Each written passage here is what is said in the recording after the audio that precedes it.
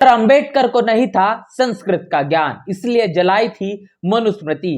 रामभद्राचार्य के इस बयान के बाद लगातार लोगों की प्रतिक्रियाओं का जो सिलसिला जारी है, ऐसे में इस सवाल को लेकर जब हमने ट्विटर हैंडल एक्स ग्रोक से जब पूछा क्या ये जो बात रामभद्राचार्य इनके माध्यम से कही गई है, आखिर इसमें कितनी वास्तविकता है, इसमें जो जवाब आया है, जवाब आपको चौंका देगा, आपको सच्चाई से रूबरू करवा देगा। और इसके साथ साथ रामभद्राचार्य ने यह भी कहा कि मनुस्मृति को गाली देने की शुरुआत अगर किसी ने की तो वो मायावती ने की है। इस मामले को लेकर भी हमने ग्रोक से जब सवाल किया तो ग्रोक का जवाब चौंकाने वाला है, आपको जानना समझना सबसे ज्यादा आवश्यक है। जी हां दोस्तों, आप बिल्कुल सही सुन रहे हैं, मैं हूं पराग महेंद्र, आप देख रहे हैं नेशनल चौपाल। रामभद्राचार्य जो तथाकथित अपने आप को धर्मगुरु बताते हैं, जिनके माध्यम से हाल ही में एक बयान सोशल मीडिया पर सबसे ज्यादा वायरल है, इस बयान को लेकर उनका यह दावा है कि बाबा साहब डॉक्टर भीमराव अंबेडकर इनको संस्कृत का ज्ञान नहीं था और इसीलिए उन्होंने मनुस्मृति जलाई थी। और इस देश के अंदर मनुस्मृति को गाली देने की शुरुआत अगर किसी ने की वो मायावती ने की है। इसी मामले को लेकर जब हमने ट्विटर एक्स नए एआई टूल ग्रोक से जब पूछा कि आखिर ये सवाल के पीछे की वास्तविकता सच्चाई क्या है, क्या सही मायने में रामभद्राचार्य ने जो कहा है बिल्कुल सच है, तो ग्रोक का जवाब सुनिए। हमने सवाल किया है डॉक्टर बाबा साहब अंबेडकर को मनुस्मृति का ज्ञान नहीं था, रामभद्राचार्य की यह बात कितनी सही है। इस पर ग्रोक कहता है कि डॉक्टर बाबा साहब अंबेडकर को मनुस्मृति का ज्ञान था, यह उनके लेखन और 1927 में इसे जलाने से स्पष्ट है। रामभद्राचार्य का दावा है कि उन्हें इसका ज्ञान नहीं था, गलत प्रतीत होता है।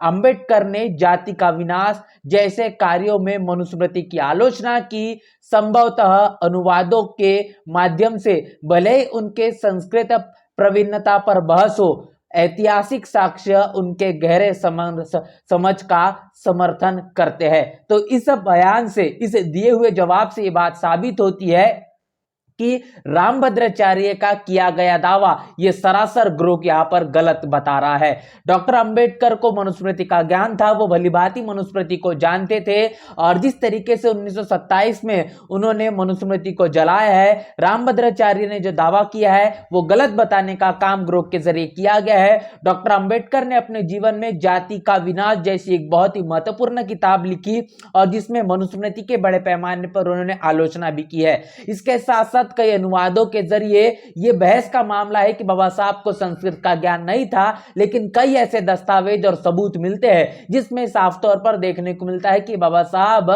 संस्कृत में भी प्रवीणता प्राप्त किए हुए थे और इसके तमाम ऐतिहासिक जो दस्तावेज है, साक्ष्य भी दिखाई देते हैं। इसके साथ साथ इसी को लेकर हमने और एक अगला सवाल पूछा। हमने पूछा क्या मनुस्मृति न्याय की प्रतीक है, क्या मनुस्मृति न्याय की प्रतीक है? तो इस पर भी ग्रोक का जवाब सुनिए। मनुस्मृति न्याय का प्रतीक नहीं है, यह जाति और लिंग आधारित असमानताओं का समर्थन करती है जो आधुनिक समानता सिद्धांतों से टकराती है। डॉक्टर अंबेडकर ने 1927 में इसे जलाकर इसका विरोध किया था क्योंकि यह महिलाओं और निचली जातियों के प्रति भेदभावपूर्ण है। ऐतिहासिक विश्लेषण से इसे अन्याय का स्रोत माना जाता है, न कि न्याय का। क्या न्याय मनुस्मृति के नजरिए से दिया जा सकता है? इस सवाल पर ग्रोक का जवाब काफी ज्यादा दिलचस्प है। तो जवाब आपने सुना है कि मनुस्मृति बिल्कुल भी न्याय की प्रतीक नहीं है। इस मनुस्मृति के अंदर जाति के नाम पर, धर्म के नाम पर जो असमानता है, लिंग के नाम पर जो भेदभाव है, इस तमाम भेदभाव का समर्थन मनुस्मृति करती है। आधुनिक सिद्धांतों के जरिए जिस तरीके से इसको वो पैमाने के आधार पर खरी नहीं उतर पाती, डॉक्टर अंबेडकर ने 1927 में इसीलिए मनुस्मृति को जलाया था और अपना विरोध दर्ज किया था।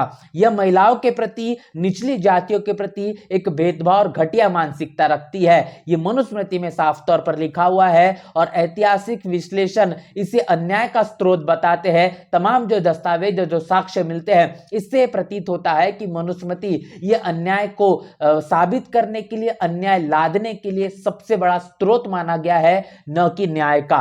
और एक बड़ा महत्वपूर्ण सवाल जो बहुजन समाज पार्टी की राष्ट्रीय अध्यक्ष बहन मायावती को लेकर पूछा गया, क्या बहन मायावती ने मनुस्मृति का सम्मान करना चाहिए?